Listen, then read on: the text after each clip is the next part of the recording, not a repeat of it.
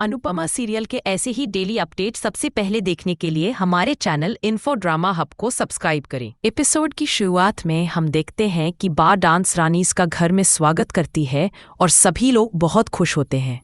अनु और उसकी पूरी टीम मंदिर के पास जाकर बप्पा और कान्हा जी को थैंक यू बोलते हैं। अनु कहती है कि उसे अभी भी भरोसा नहीं हो रहा कि वे लोग जीत गए हैं। तभी मोहल्ले की कुछ औरतें वहां आती हैं और अनु से कहती हैं कि उसने मोहल्ले का नाम रोशन कर दिया है। वे बताती हैं कि अभी मीडिया वाले आए थे और उनका इंटरव्यू लेकर गए। मोहल्ले की औरतें अनुपमा को बताती हैं कि उसकी जीत की खुशी में मोहल्ले वालों ने पार्टी रखी है और सबको आना होगा। बात ताने मारते हुए कहती है कि जो लोग पहले ताने देते थे वही आज खाना खिला रहे हैं। अनुपमा आभार जताते हुए कहती है कि आप सबने हमारे लिए इतना किया, इसके लिए थैंक यू और हम जरूर दावत में आएंगे। भारती भावुक होकर रोने लगती है। अनु उसे गले लगाकर कहती है कि आज खुशी का दिन है और ऐसे दिन में आंसू नहीं बहाते। भारती कहती है कि अगर अनु ताई नहीं होती तो वह सपने भी नहीं देख पाती और ना ही पूरा कर पाती। वह मनोहर जी का भी धन्यवाद करती है। मनोहर जी जवाब में कहते हैं कि उन्हें उनकी गुरु दक्षिणा मिल चुकी है। उनकी जीत ही उनके लिए सबसे बड़ी दक्षिणा है और यह उनके जीवन को सार्थक बना गया। भारती डांसरों का भी धन्यवाद करती है कि उन्होंने उसकी सर्जरी के लिए इतनी मेहनत की। अनु जवाब देती है कि परिवार अपनों के लिए सब कुछ कर सकता है और डांस रानीज एक परिवार ही है। जैसी भारती से कहती है कि वह जल्दी से तैयार हो जाए और अस्पताल ढूंढ ले ताकि सर्जरी हो सके और उसके बाद वह टीम में शामिल होकर डांस कर सके। अनु कहती है कि अगली बार शो में सब मिलकर डांस करेंगे क्योंकि उनका सपना सिर्फ जीतना नहीं था बल्कि भारती को उसके पैरों पर खड़ा होते देखना था। भारती बहुत भावुक हो जाती है लेकिन अनु उसे संभालती है। अनु आगे कहती है कि उसे भी किसी का थैंक यू कहना है, उस इंसान का जिसके आने से उसकी मुश्किलें छूमंतर हो जाती हैं, वह देविका।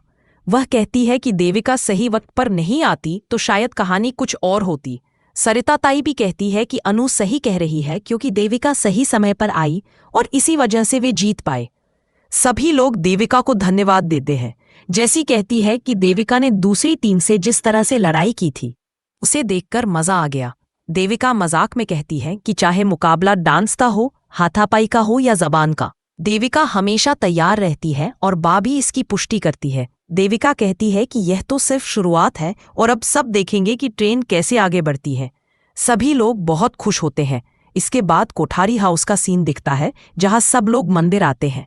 पराग राही को आरती करने को कहता है और उसके हाथ में थाल थमा देता है।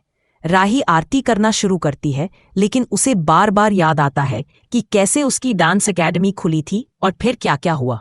वह बहुत भावुक हो जाती है और वहां से चली जाती है। राही को लगातार ये याद आता है कि अनुपमा और उसकी टीम कितनी आसानी से जीत गई। वह गुस्से और दुख में डूबी होती है। प्रेम उसके पीछे जाना चाहता है लेकिन पराग उसे रोककर कहता है कि राही को थोड़ी देर अकेले रहने दो, वह संभल जाएगी। राही सोचती है कि असली विनर वही है और अपनी टीम के साथ खुश नजर आती है लेकिन फिर उसे याद आता है कि जीत अनुमा की हुई है, उसकी नहीं, और वह रोने लगती है। दूसरी ओर अनुपमा अनुज की तस्वीर के पास जाकर ट्रॉफी दिखाते हुए कहती है कि उसकी अनु जीत गई। वह खुश होती है लेकिन उसे राही की बात याद आती है कि वह डांस छोड़ रही है और एकेडमी बंद कर रही है।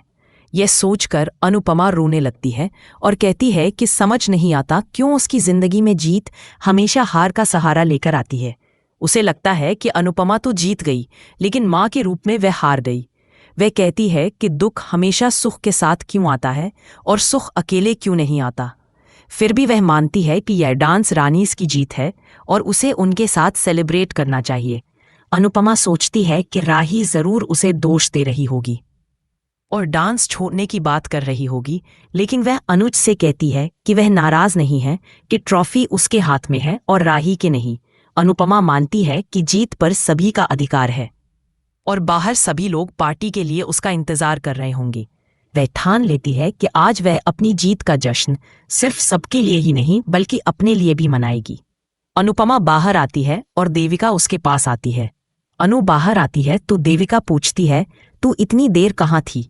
अनु बताती है कि वह अपने अनुज से बातें कर रही थी और अब अनुज से दिल की बातें कह लेने के बाद मोहल्ले वालों के साथ मिलकर सेलिब्रेट करना है क्योंकि उन्होंने इतने प्यार से बुलाया है, जाना तो बनता ही है।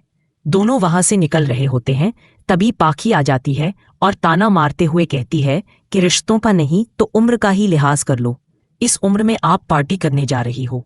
पहले जब आई थी तब पार्टी, फिर घर में पार्टी और अब मोहल्ले में पार्टी। क्या पूरे महीने पार्टी ही पार्टी चलने वाली है? ये सुनकर अनु और देविका हंसने लगते हैं तो पाखी चिढ़कर कहती है कि आप लोग जीत की खुशी में पागल हो गए हो क्या? देविका जवाब देती है कि अगर तू हार के दुख में पागल नहीं हुई तो हम जीत की खुशी में क्यों नहीं हो सकते। फिर वो पाखी के हाथ में फोन देकर कहती है कि हमारे मुस्कुराते चेहरों की फोटो लेकर मीडिया को भेज दे। लेकिन पाखी फोन लौटा देती है और कहती है ये सब क्या हो रहा है। जैसे बीच में बोलती है कि हमसे कुछ सीख ले जल कुकुड़ी। पाखी फिर कहती है मम्मी, आप अपनी 3 बेटियों को हराकर इतनी खुश क्यों हो रही हो? अनु गुस्से में कहती है कि मेरी बेटियां मेरी जीत की खुशी में बिल्कुल भी खुश नहीं हैं। कैसी जल कुकड़ी औलादे हैं? खुद से पूछ 10 में से कितने नंबर दोगी, बाकी सब बताओ। अनु कहती है मैं तो 0 दूंगी या उससे भी कम। मुझे तो अपनी निकम्मी औलादों की वजह से रोने की आदत पड़ गई है, लेकिन भगवान से प्रार्थना करूंगी कि किसी को भी ऐसी बेटी ना दे। ये इतनी झूठी और मक्कार है। पाखी पलट कर कहती है कि यहाँ माँ की बात हो रही है, बेटी की नहीं। तो अनु कहती है ठीक है, ईशानी को बुला लो, वह तुझे माँ के तौर पर कितने नंबर देगी? मैं बताती हूँ, 0 ही देगी, क्योंकि तू बेटी के तौर पर 0 है और माँ के तौर पर भी 0 है। अनु कहती है कि ये बोलना नहीं चाहती थी, लेकिन अब कहना पड़ेगा कि मैं अपनी जीत की खुशी तहीं भी मनाऊं, यहाँ, बाहर, मोहल्ले में, हंसकर या रोकर। तुझे क्या फर्क पड़ता है? अनु आगे कहती है कि अगर तुम लोग जीतते तो क्या पार्टी नहीं करते या फिर मातम बनाकर बैठ जाते कि हाय हमारी मम्मी हार गई? बिल्कुल नहीं, उल्टा मुझे नाक रगड़कर माफी मंगवाते और फिर खुश होते। जैसी भी कहती है ये लोग तो कूद कूद कर पार्टी करते। अनु सास कहती है कि मेरी बेटियां हार गई, इसका दुख मुझे भी है, लेकिन मैं उस दुख को अपनी खुशी पर हावी नहीं होने दूंगी। मैं अपनी टीम के साथ खुशी मनाऊंगी। अनु ढोल उठा लेती है और बजाना शुरू कर देती है। सब घरवाले आकर डांस करने लगते हैं। पाखी कैविया को वीडियो कॉल करके दिखाती है कि मम्मी अपनी जीत की नहीं बल्कि आपकी हार की खुशी मना रही है। कैविया जवाब देती है कि तू जले पर नमक छिड़क रही है और अपनी माँ से कम नहीं, आगे से कॉल मत करना, और कॉल काट देती है। अगले दिन सुबह सभी लोग मिलकर गणपति बप्पा की आरती करते हैं और चैनल पर डेली अपडेट और आने वाले धमाकेदार एपिसोड का जिक्र होता है।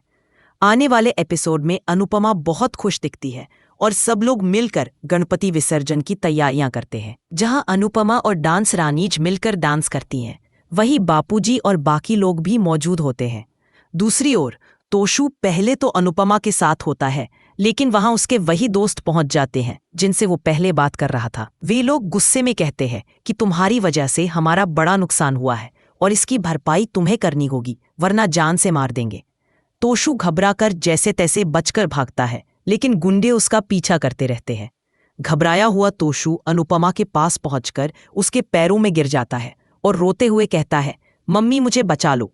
अनु गुस्से में कहती है कि तू कभी नहीं सुधरेगा, हर बार कुछ नया कर बैठता है, इस बार क्या किया है? तभी गुंडे भी वहां पहुंच जाते हैं और उनके पास गन होती है।